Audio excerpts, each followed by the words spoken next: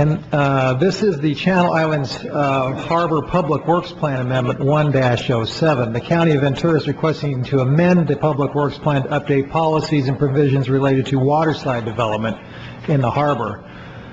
The County of Ventura Harbor Department has been in the process of developing a comprehensive update and revision to the Public Works Plan. The Harbor Department decided to bring forward an update of the waterside provisions of the plan in advance of the landside provisions in order to allow for the replacement of aging and dilapidated marinas and docks.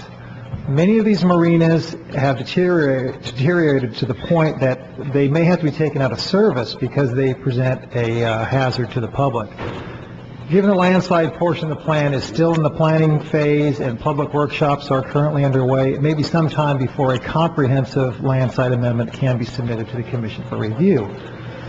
Faced with the potential loss of a large number of recreational boating slips in the Harbor Department, with the agreement of Commission staff, thought it was appropriate to bring forward a comprehensive amendment for the waterside portion of the Public Works Plan so marina and dock replacements can move forward expeditiously. The proposed amendment includes a proposal to extend the pier head line or lease lines throughout several portions of the harbor to minimize the overall loss of slips due to compliance with the Americans with Disabilities Act requirements and up-to-date safety requirements or standards required by the California Department of Boating and Waterways, and to add additional slips where possible. The proposal also includes the addition of plans for several individual marina development and redevelopment projects to be included in the appendix of the revised document. Some of the proposed changes to the PWP proposed by the county related to both landside and waterside uses of the harbor. In reviewing the subject amendment, Commission staff has attempted to focus this amendment to those changes relating to the waterside uses only, without addressing landside development, except to suggest postponement of changes related to the landside development. And on the slide here, you can see where Channel Islands Harbor is located, and for some reason this thing is not registering. But you can see the Hollywood Beach is located to the west there. Mandalay Bay development is located to the north, and the newly developed Westport and Seabridge developments are also located further to the north. Slide 2, please. This mouse is not working.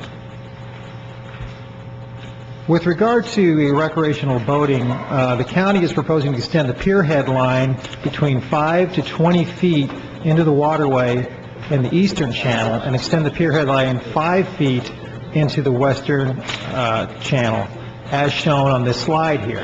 And you can see the areas highlighted in red are the pier head expansion areas. The eastern channel after the extension will range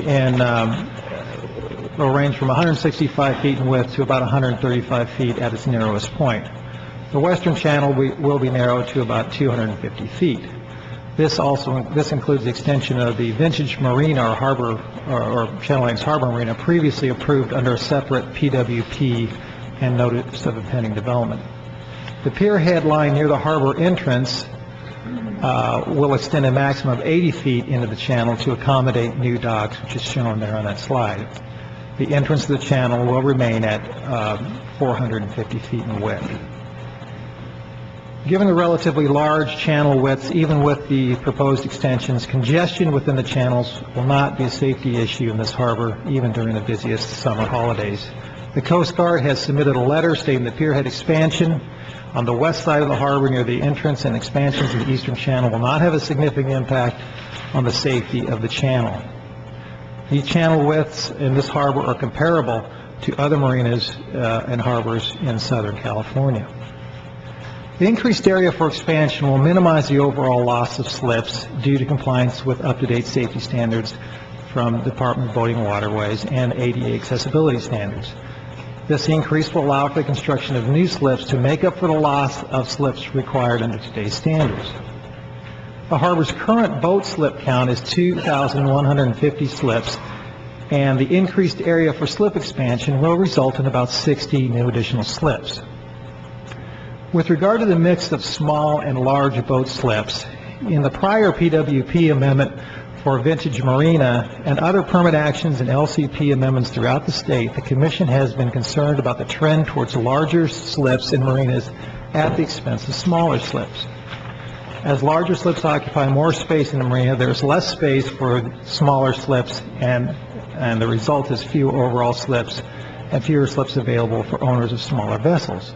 As this trend for larger boats continues and marinas convert to these smaller boat slips to larger slips, berthing opportunities for small boat owners will be reduced. While it is difficult to contend that recreational boating is in fact a lower cost recreational activity, in general, smaller boats are less expensive and therefore more available to a larger segment of the population than the larger boats. In approval of the Vintage Marina PWP and notice of impending development, the Commission added Policy 10 and suggested modification 17 in your addendum to the PWP, which required a minimum of 25% of the boat slips to be 32 feet and under, and 25% of the total be 32 feet 1 inch to 38 feet in length.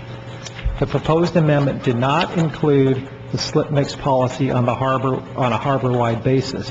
Therefore, staff is recommending that this standard be added through suggested modification 17 to reflect this mix of smaller slips. As reflected in the addendum to staff report, staff is recommending a revision to modification 17 that would apply the slip distribution standard on a harbor-wide basis rather than applying it to each individual marina.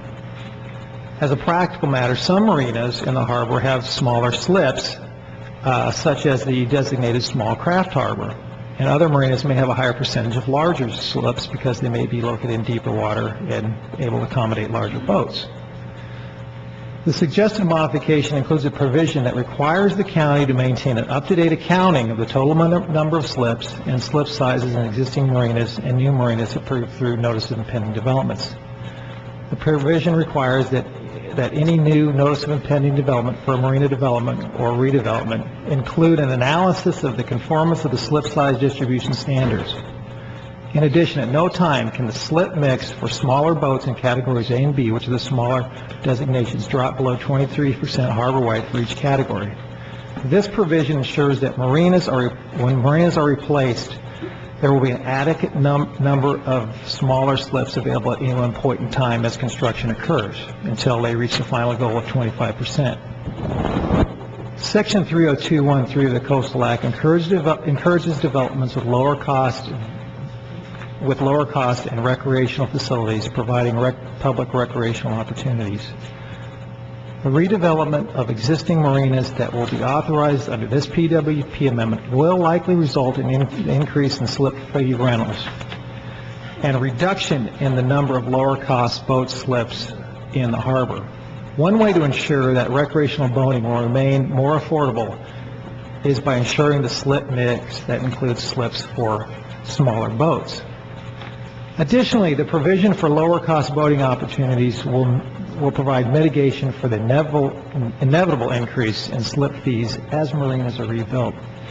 The Vintage Marina PWP amendment and notice of impending development included an annual contribution of an amount equal to 75% of an annual rent chargeable for two 35-foot boat slips to the county or a county-approved nonprofit organization. The subject amendment as proposed did not include any policies regarding low-cost boating opportunities that would apply to other marinas on a harbor-wide basis. The Harbor Department subsequently proposed to include a policy which would require the marina development projects to include an in lieu fee to provide lower-cost boating opportunities. In order to ensure the provision of low-cost recreational boating opportunities, staff is recommending Policy 12 and suggested modification 17.